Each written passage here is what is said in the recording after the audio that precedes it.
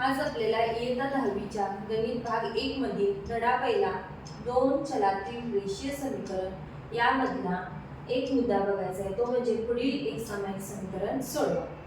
तर इथं उदाहरण आहे बघा, 3a + 5b = 26 आणि a + 5b = 22। इथे आपल्याला किती दिलेले आहेत उदाहरणे? 2। ही उदाहरणे सोडवायची म्हणजे काय करायचं, याच्यामध्ये जे चल आहे, चल म्हणजे अक्षर a आणि b, इकडे पण a आणि b, या a आणि b च्या किमती काढायच्या म्हणजेच काय करायचं, एक सामायिक समीकरण सोडवायचं आहे। तर हे कसं सोडवायचं आज आपण बघूया। पहिलं जे उदाहरण आहे एक सामायिक समीकरण 3a + 5b = 26, या समीकरणाला समीकरण नंबर 1 हे नाव द्यायचं। दुसरं समीकरण आहे a + 5b = 22, या समीकरणाला समीकरण नंबर 2 हे नाव द्यायचं आहे। आता a ची किंमत मिळवण्यासाठी आपल्याला इथे एक लक्षात येते, इथं 5 आहे, इथं 5 आहे, 5 मधून 5 गेले तर 0 होणार आणि a च्या किमती आपल्याला मिळणार आहेत। त्यामुळे समीकरण 1 मधून समीकरण 2 वजा करायचे आहे। आता इथे लक्षात घ्या, a च्या समोर काही नाही पण काय असतं, 1 असतं। 1 लिहिला काय नाही लिहिला काय फरक पडत नाही, पण वजाबाकी आपल्याला आता करायची आहे म्हणून मी इथे काय देते, 1 ही संख्या देते। आता 1 च्या समोर कोणती साइन असणार आहे, अधिकचं साइन असणार।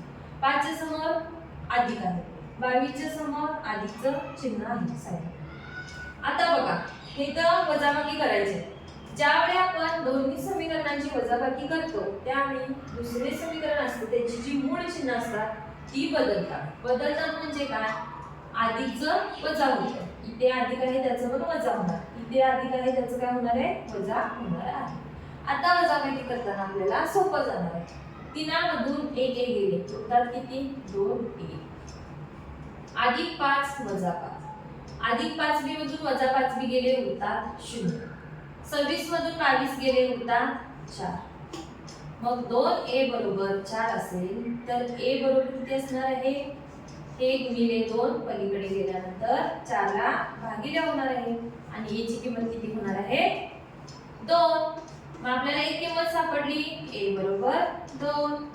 आता आपलं थोडंसं काम उरलेलं आहे, तर कुठली किंमत काढायची आहे, b ची किंमत काढायची। ती कशी काढायची बघा, a = 2 ही किंमत समीकरण ह्या कोणत्या तरी दोन्ही समीकरणामध्ये ठेवायची, कोणत्या तरी दोन्हीतल्या एकामध्ये।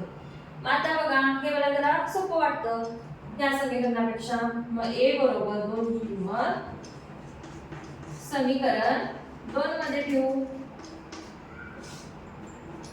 समीकरण कशामध्ये ठेवू, 2 मध्ये ठेवू। मग चला, आता ही a ची किंमत जी काढलेली आहे आपण ती समीकरण 2 मध्ये ठेवायची। मग आहे असं समीकरण लिहायचं आहे। समीकरण 2 काय आहे, a + 5b = 22। मग a ची किंमत जिथे जिथे a आहे तिथं काय ठेवायचं, 2a किती आहे ठिकाणी, एकाच ठिकाणी, तिथं 2 ही किंमत ठेवा, 2 + 5b = 22। आता बघा, b ची किंमत काढायची आहे, फक्त जी काढायची किंमत आहे ती एका बाजूला ठेवायची आणि बरोबर चिन्हाच्या पलीकडे जे नको असतील ते पलीकडे जाणार।